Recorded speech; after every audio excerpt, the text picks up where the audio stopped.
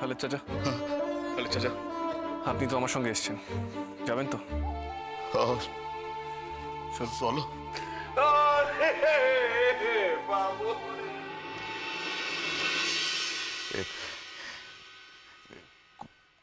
কোন মুখে গিয়া তাকে কাছে খারাম, আর কি যে কমু সেয়া তো বুঝতে পারতাছি না। আল্লাহ, আর মাইয়াটার কপাল দেখো, সারাটা জীবন মামা মামির ওই লাঠি জ্যাঠা খাইলো, আর এখন ভাবলাম যে শ্বশুর বাড়ি যাইয়া একটু সুখের মুখ দেখবো। হ্যাঁ, ও এর কপালে নাই। আচ্ছা, মাইয়াটার মুখের দিকে তাকামো কেমন কইরা গো? হ্যাঁ, কেমন কইরা? বাড়িতে চলুন, অ্যাটলিস্ট গিয়ে খবরটা দিতে হবে। দেখো, এই লগ্নে যদি কেউ ওরে বিয়া করে, কিন্তু তা কি হইব? আসলে মাইয়াটার পুরা কপাল গো। এই পুরা কপাল মাইয়াটা কোথায় যাইব, কি করব, তো ভাইবা পাইতাছি না গো। চলো চলো আগাই।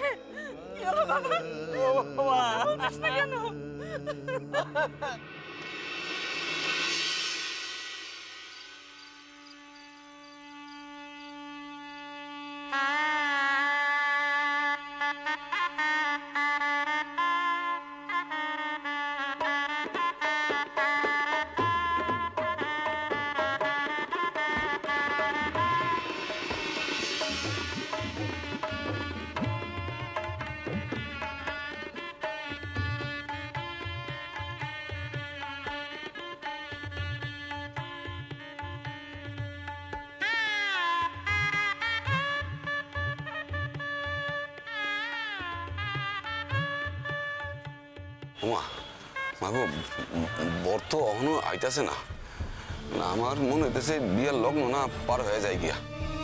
তখন থেকে ফোন করতেছি, পোলার বাপ ফোনও ধরে না। যে কি হয়েছে না, মানে তোমাকে বারবার করে কইলাম যে আবিরে তাড়াতাড়ি পাঠাও, আর তোমরা সেই দেরি করলা আবিরে পাঠাই। কি আর করা যাবে বলো? আবিরের কি তোমরা যাও তো, ওইখানে যাবো, কেউ কেন যাও?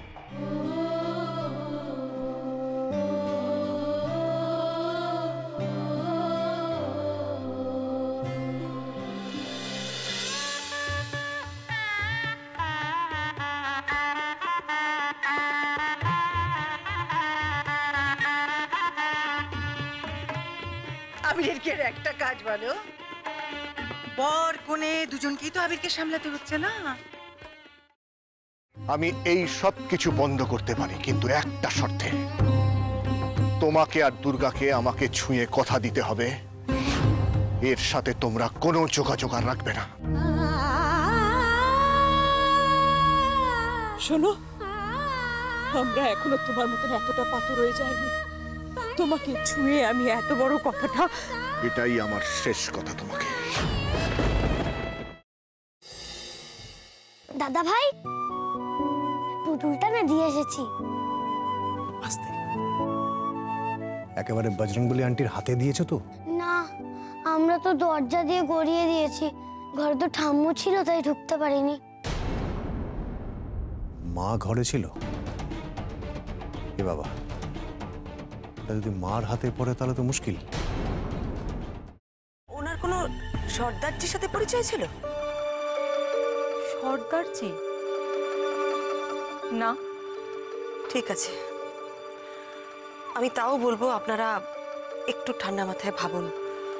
আসলে আমার জানাটা খুব দরকার।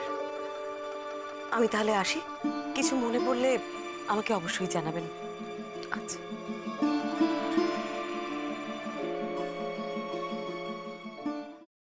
ফ্রাইং প্যানে Emami healthy and tasty refined rice bran oil গরম করে তাতে গোটা কালো সর্ষে আর কারি পাতা ফোড়ন দিয়ে ওর মধ্যে একে একে টমেটো কুচি, বাঁধাকপি বাটা, নুন, হলুদ গুঁড়ো, শুকনো লঙ্কা গুঁড়ো আর সামান্য চিনি দিয়ে ভালো করে কষিয়ে নিয়ে ওই মিশ্রণে কুড়িয়ে বেটে রাখা নারকেল, পাকা লঙ্কা কুচি আর কারি পাতা দিয়ে ভালো করে নাড়াচাড়া করে নামিয়ে নিয়ে নারকেলের স্লাইস, পাকা লঙ্কা স্লাইস আর কারি পাতা দিয়ে সাজিয়ে সার্ভ করুন বাঁধাকপির ঝাল।